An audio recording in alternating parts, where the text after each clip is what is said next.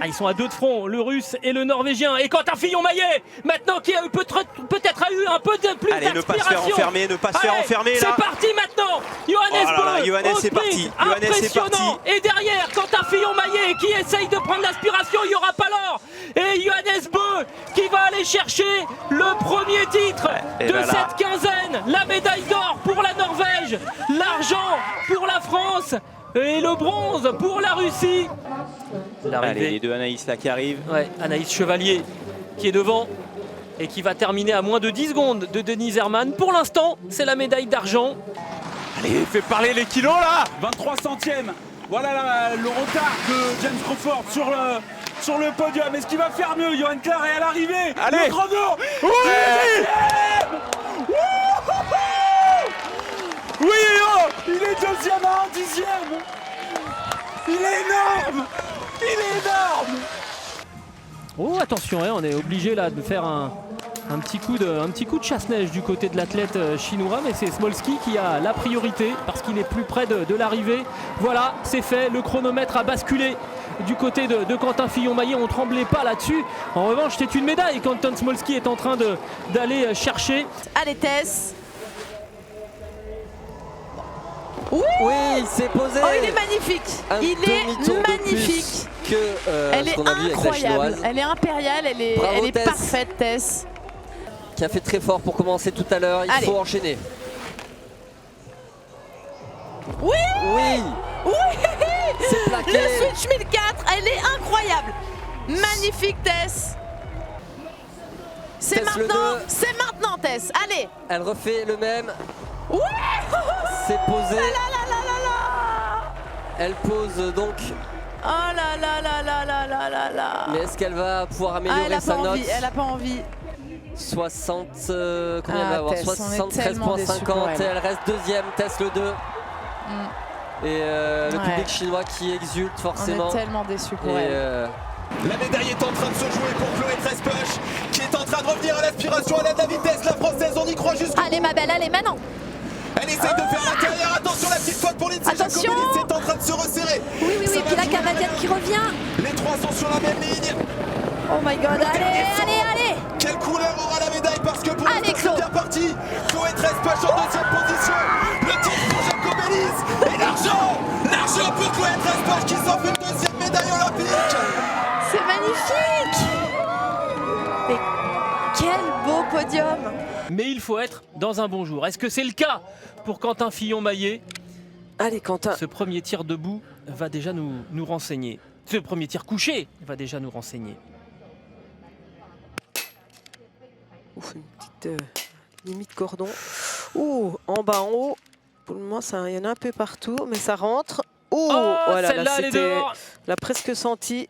Allez, avec un tour de pénalité. Mais pour aller chercher des médailles, il faut faire un petit peu mieux. Allez, Quentin Fillon-Maillet qui a continué. 25 secondes. Il a continué de reprendre du temps à Johannes Bö dans cette dernière boucle, mais il termine à 25 secondes de Johannes Bö. Pour l'instant, deuxième, Quentin Fillon-Maillet avec 9 sur 10 au cible.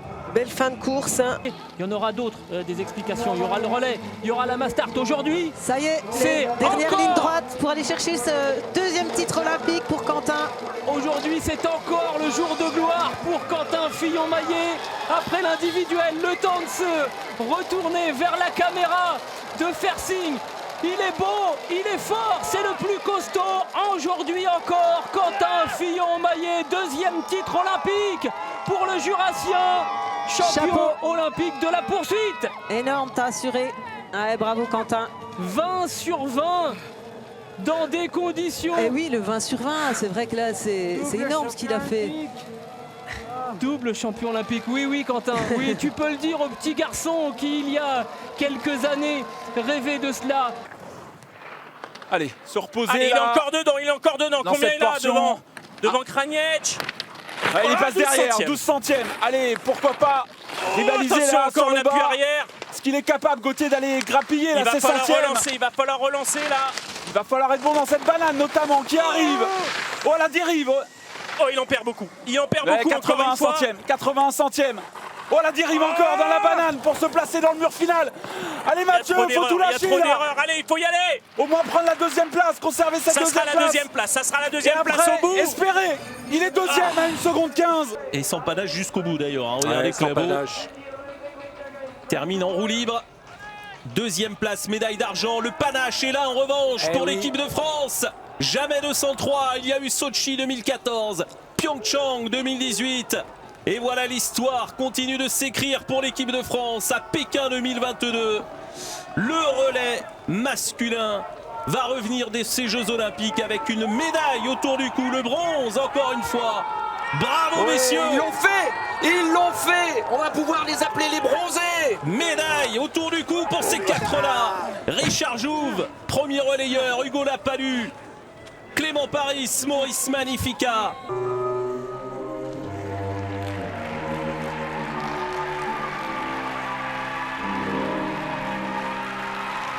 Ils sont de formidables, d'émotions. C'était le programme d'une vie partagée. 17 ans ensemble sur la glace. Gabriela Papadakis et Guillaume Cizeron qui ont emmené la danse sur glace vers des sommets inexplorés. Mais celui-ci, de sommet, est désormais le leur. Le mont Olympe est sous leurs patins. Oui. Ils sont champions olympiques. Gabriela Papadakis et Guillaume Cizeron sont allés chercher leur Graal. Ils écrivent leur histoire. Bravo. 20 ans après Marina Anissina et Gwendal Pesra, ils viennent offrir une nouvelle médaille d'or au patinage artistique français. La Norvège qui était repoussée à 1 minute 47 à un moment de la tête de course va aller chercher une nouvelle médaille d'or. Les Diables Rouges Bravo, sont encore et toujours là. C'était bien fait. Ah, il faut saluer cette incroyable réussite de la Norvège qui va s'imposer.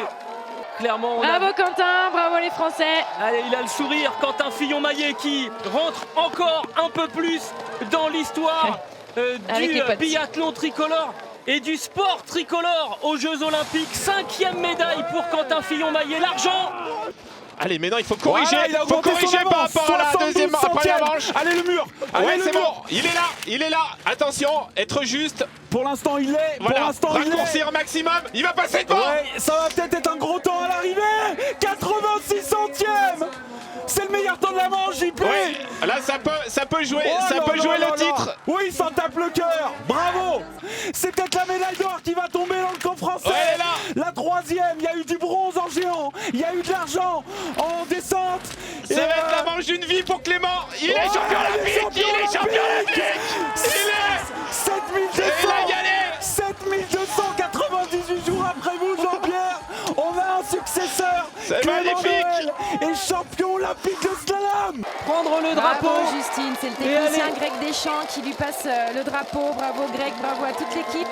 Et aller franchir la ligne d'arrivée en hurlant toute sa joie, tout son soulagement. On y est.